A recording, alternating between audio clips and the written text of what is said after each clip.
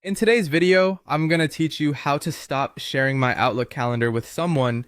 If you've previously shared your calendar and want to take back control of who can see it, you can do that quickly in Outlook on the web. I'll walk you through the process, explain what you'll see on screen, and share a few helpful tips so you know exactly what's happening when you remove someone's access. Start by opening your browser and going to Outlook on the web.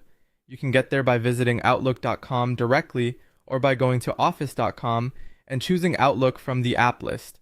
Make sure you're signed in to the account that owns the calendar you want to manage, whether that's your personal Microsoft account or your work or school account.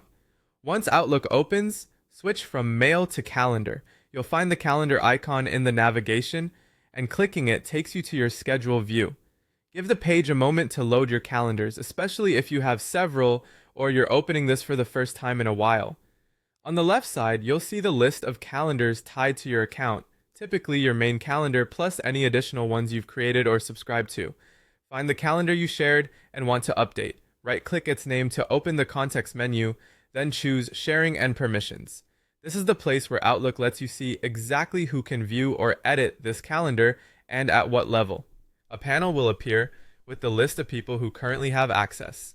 You'll see their email addresses and, in many cases, their permission level, such as can view when I'm busy, can view all details, or can edit. If you don't see the person you're looking for, double check that you selected the correct calendar from the list, since each calendar has its own sharing settings.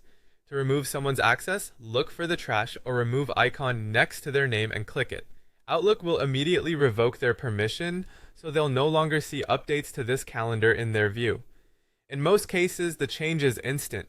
They may need to refresh their calendar to see that it's gone.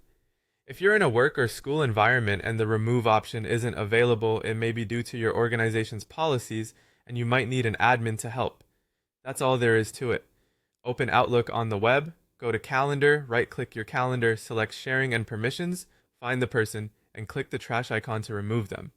This keeps your schedule private and shared only with the people you choose.